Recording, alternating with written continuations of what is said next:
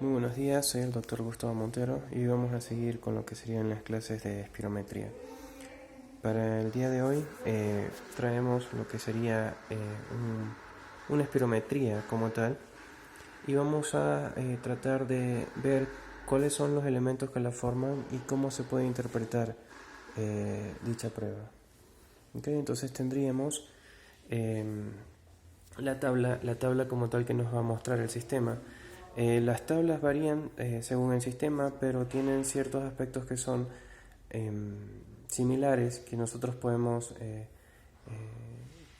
ver e interpretar de la misma forma indiferentemente de cómo estos los presenten, ¿no?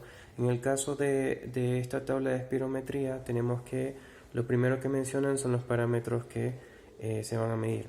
Las tablas de espirometrías tienen más parámetros que estos que estoy mostrando en este momento, pero dentro de la interpretación los más importantes son los que están viendo actualmente. Entonces, el primero sería la capacidad vital forzada, el segundo sería el volumen expiratorio forzado en el primer segundo, el tercero sería la relación entre FEB1 y FBC, el cuarto sería el flujo expiratorio máximo o el flujo expiratorio pico, y por último el flujo expiratorio pico 2575.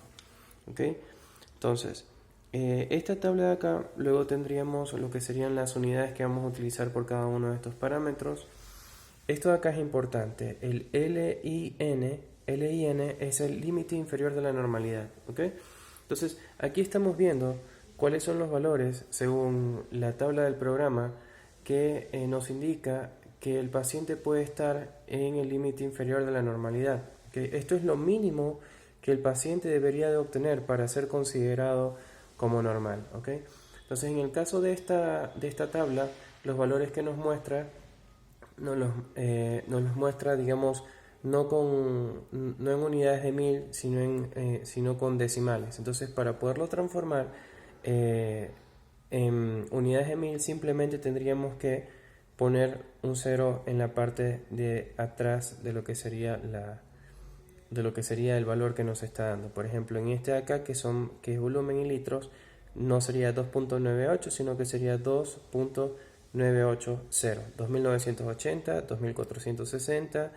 Este de acá no se puede transformar porque es un porcentaje, es decir, la relación que existe entre los dos volúmenes que acabamos de ver anteriormente. ¿Okay? Y estos de acá tampoco se van a transformar. ¿Okay? Entonces, lo importante es que sepan esto porque hay ciertas veces que en los exámenes nos piden el valor no como lo estamos viendo, sino como unidades de volumen en mil, en lo que sería mililitros. ¿Okay? Entonces, esto de acá sería el valor teórico. El valor teórico o predicho es lo que la prueba espera que el paciente obtenga en relación al parámetro que estamos evaluando. Fíjense que el límite inferior de la normalidad es 2.98, ¿cierto? Pero según la teoría, el límite esperado ideal sería 3.70. ¿Okay? Entonces, luego tendríamos la columna del BEST. En esta columna del BEST tenemos que es 3.47. Ahora, ¿qué es el BEST? El BEST indica la mejor prueba o la mejor maniobra que tuvo el paciente. Estos son valores que ha obtenido el paciente dentro de la prueba. Entonces, fíjense. Lo primero es el límite inferior de la normalidad, que es lo que dice la tabla que el paciente debe obtener para ser considerado normal como mínimo. Lo segundo, el teórico, es el valor que el paciente debería obtener idealmente en dicho parámetro, y el BEST es el valor que el paciente obtuvo en su mejor prueba. Ahora, luego de eso tendríamos el porcentaje del teórico. El porcentaje del teórico es la relación que existe entre la mejor prueba del paciente, ¿okay?, y el valor teórico que está manejando la tabla según la estandarización para el peso y la talla del paciente que estamos actualmente viendo. Entonces, según esto, el porcentaje que obtuvo el paciente de su mejor prueba en relación al teórico fue el 94%, lo cual es muy bueno. ¿Okay? Entonces, es simplemente la relación que existe. O sea, ¿cuánto faltaría para que el paciente haya obtenido el 100% del teórico? 6%. Y es lógico porque si se fijan, este es un valor mayor que este, ¿ok? 3.47 a 3.70.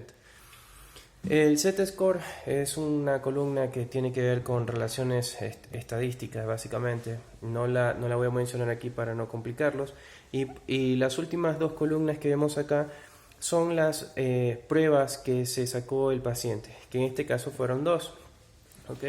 En este caso fueron dos pruebas. Entonces aquí podemos ver la mejor prueba, que fue 3.47, y una segunda prueba que se realizó en donde obtuvo un valor menor de 3.12. ¿Ok? Entonces sigamos. Una vez que sepamos qué significa cada cosa en la tabla, lo que hay que hacer es seguir una serie de pasos que nos permitan interpretar pues los valores que estamos viendo. Usualmente los programas de espirometría ya traen en sí la interpretación dentro del programa, ¿ok? Y pues este tipo de valores o este tipo de interpretaciones las vamos a obtener solamente si hemos cumplido los criterios que ya mencionamos en la anterior clase de aceptabilidad y repetibilidad. Acordémonos que la aceptabilidad es un buen inicio, un buen transcurso de la prueba y una buena finalización, y la repetibilidad tiene que ver con estas dos pruebas, ¿ok? Es importante que sepamos que dos pruebas son importantes, puesto que necesitamos dos para poderlas comparar y así poder cumplir los criterios de repetibilidad, que no hacen más que mención de la prueba que estamos realizando es constante en relación a sus parámetros de calidad. Eso es lo que indica la repetibilidad de la prueba, ¿ok? Y por lo tanto hace fiables lo que serían la interpretación que estamos obteniendo en el momento. Ahora, ¿qué es lo que vamos a hacer con esta tabla? Lo que vamos a hacer con esta tabla para poderla interpretar es buscar las enfermedades o tratar de buscar los valores que nos permitan identificar condiciones de obstrucción, condiciones de restricción o la normalidad de dichas condiciones. Entonces, en el primer caso tenemos que ver lo siguiente: FEV1 y la relación FEV1 y FBC. Recordemos que la relación FEV1 y FBC es la que nos va a indicar obstrucción en el paciente. Si el paciente posee una relación FEV1-FBC menor al límite inferior normal, el paciente se dice que posee una obstrucción, ¿ok? Entonces, en este caso, fíjense, en el caso del FEV1-FBC, dice que el límite inferior normal para este paciente serían 74.1. Nuestro paciente en su prueba obtuvo 90.8, lo cual quiere decir que nuestro paciente actualmente no posee una obstrucción, ¿ok? Entonces, nuestro paciente no posee una obstrucción, porque ya vimos que el FEV1 y el FBC están normales en relación al límite inferior normal. Ahora tendríamos lo que sería el FBC como valor solo, justamente para evaluar los problemas de restricción, ¿ok? Entonces, vámonos al FBC. El FBC tenemos que el límite inferior normal son 2.980 o 2.98 litros, ¿ok?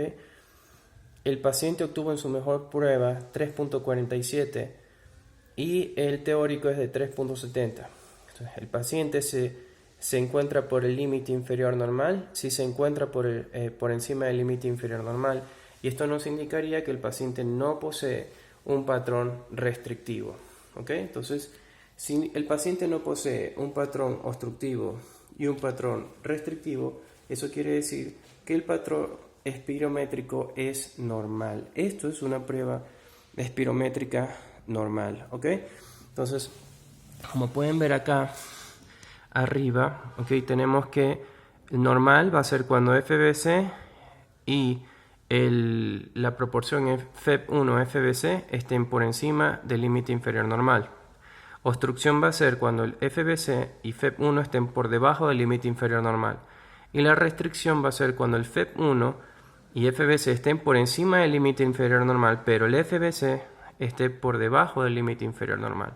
Esta es la forma más fácil que he encontrado de verlo y de interpretarlo de manera general. ¿Ok?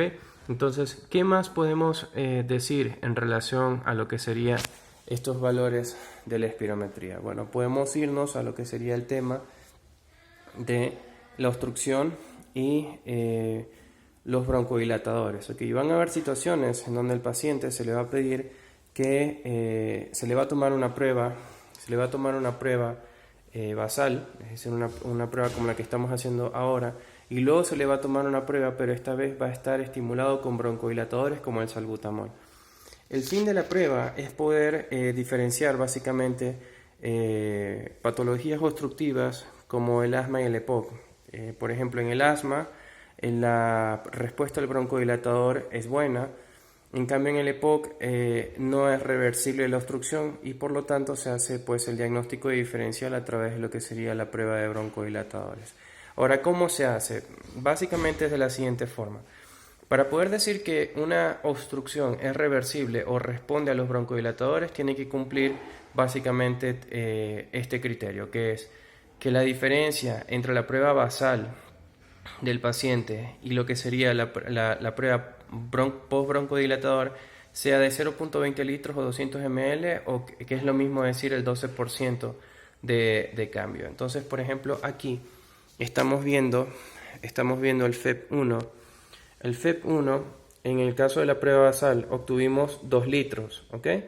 Luego en la post-broncodilatador obtuvimos 2.550 ml o 2.55 litros.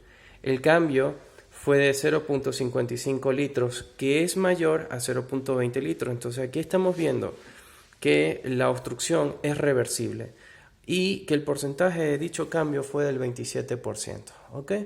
Entonces, estamos ante un paciente que poseía obstrucción, pero que dicha obstrucción respondió al uso de broncodilatadores. Ahora, las obstrucciones se pueden variar en gravedad dependiendo del valor de FEP1, ¿ok? Entonces, por ejemplo, nosotros podemos tener un FEP1 FBC que nos indique obstrucción, es decir, en este caso sería por debajo de 74.1, ¿cierto? Pero a su vez podemos graduar dicha obstrucción a través de la medición del FEP1, que es el valor superior, ¿ok? Entonces, en el caso de la gravedad, vamos a tener que esta se separa en leve, moderada, grave y muy grave, dependiendo de cuánto sea el porcentaje teórico en el caso de nuestra tabla, ¿ok?, que obtuvo el paciente. En el caso de nuestro paciente, el paciente tiene 103, por lo cual indica que no tiene ningún tipo de obstrucción, ¿ok? Pero digamos que el paciente obtiene 60% en el porcentaje del teórico. Si el paciente obtuviera 60% en el porcentaje del teórico, eso ubicaría al paciente en el grado de una obstrucción moderada y se interpretaría la espirometría como una obstrucción moderada al flujo de aire, ¿ok? Y recordemos que la respuesta o no al broncodilatador depende pues de si cumple o no con lo que serían los criterios que ya vimos arriba. Sé que es un poco pesada esta clase, habría que repetirla varias veces para poderla entender. Espero haber sido claro con la explicación y por último estaríamos viendo unos cuantos ejemplos más y cómo y básicamente cómo se presentan este tipo de cosas al momento de subirlas al sistema. ¿Ok? Nos estamos viendo.